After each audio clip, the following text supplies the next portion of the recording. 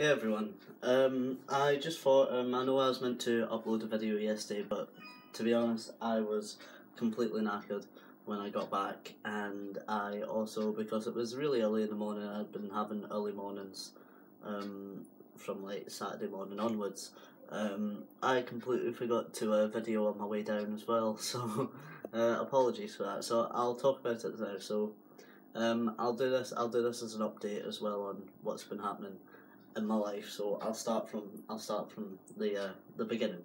So on Saturday, I went to Harrogate to see Lucy, my new girlfriend, and it was awesome. It was great. We haven't seen each other for like 2 weeks at that point. So, well, maybe a little bit more than 2 weeks, a little bit less. No, not 2 weeks. 2 weeks. We hadn't seen each other for 2 weeks, so we were really missing each other. So it was great to see each other.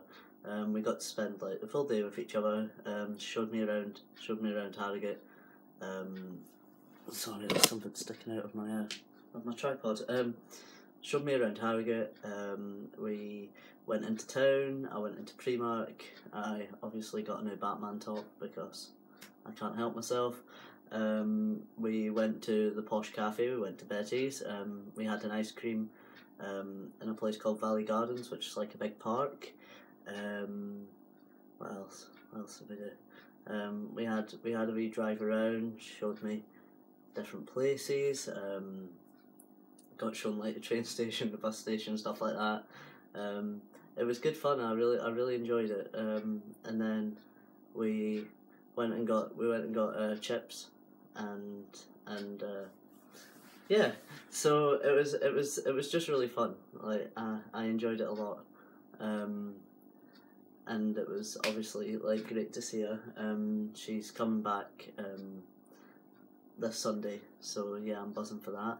And then once I got home, I just more or less went straight to bed because I was knackered. Then I had to get up early because we were going to Blackpool. We were going to see my brother.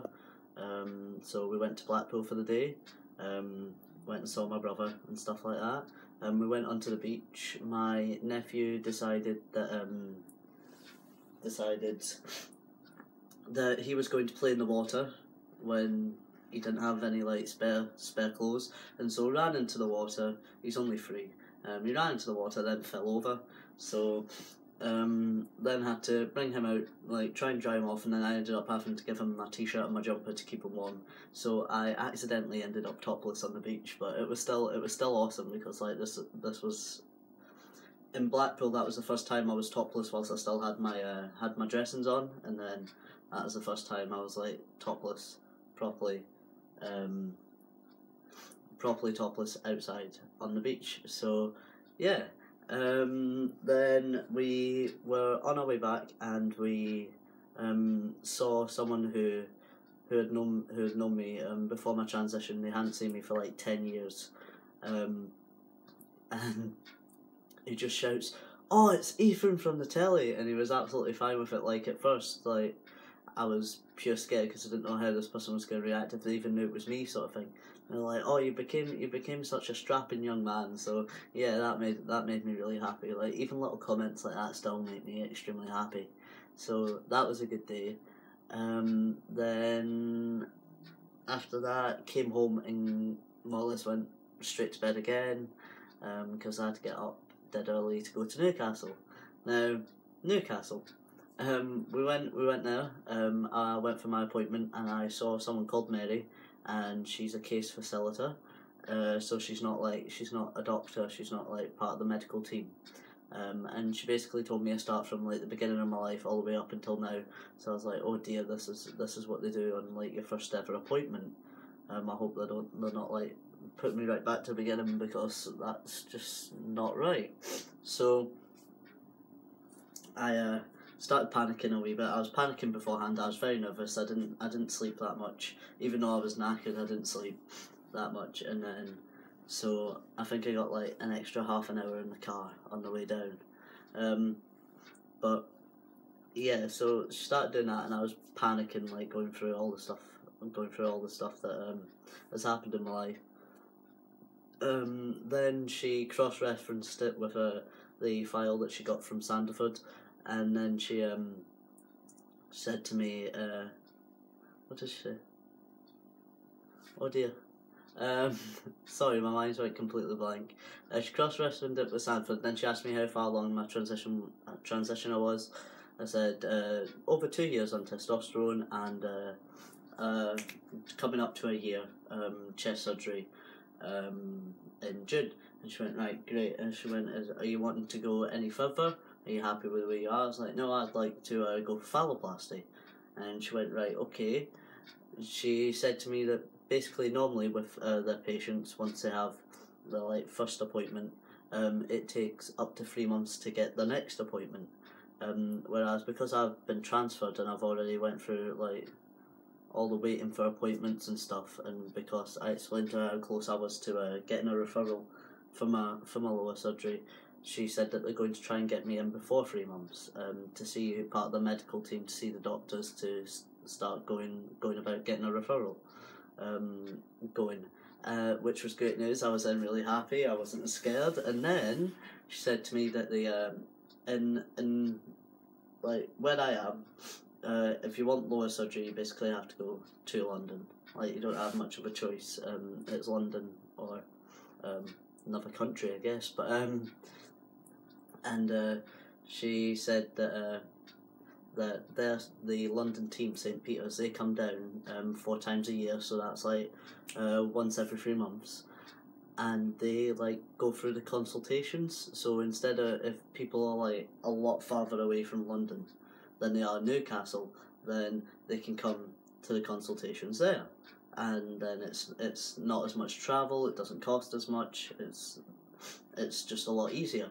So she says she's going to try and see if they can tie in appointments with the London team being round, for then I don't have to travel as much. So instead of getting these appointments in Newcastle, then getting a consultation in London, which if it's a morning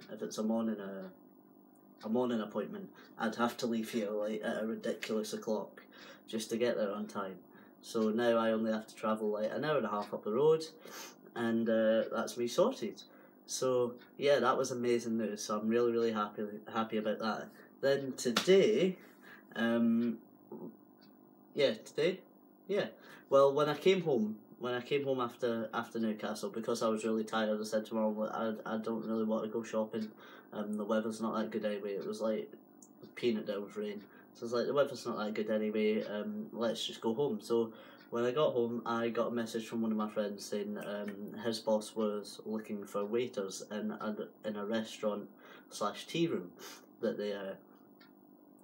he owns. So he said to him, just pop your CV in. So I quickly made a CV, because I didn't have a CV. Quickly made a CV. Lucy helped me with it, so that was good, because the first one I wrote was absolutely terrible. So I quickly got that done, ran round to the place. It's literally 5 minutes away from my house, so that's really good. And handed it in, and then last night I got a text from the boss saying, I'll give you an interview tomorrow. So I've literally been back about half an hour after, I've literally just got back home about half an hour ago, and I got the job. And it's very flexible hours, so it won't clash with stuff like appointments and surgeries and uni. So that's great news as well. So everything's going really, really well at the moment. And I'm also starting cabarets, so that'll be a fun new experience. But yeah, so I'm very happy with how things are going at the moment, and think finally I can get the ball rolling with stuff like lower surgery, and I don't think I'll have to wait half as long as what I thought I would. So that's amazing news. I'm really happy about that. So yeah, that is my update on the week so far. If anything new happens, I shall let you all know. And yeah, so thanks for watching. I'll see you later, guys. Bye.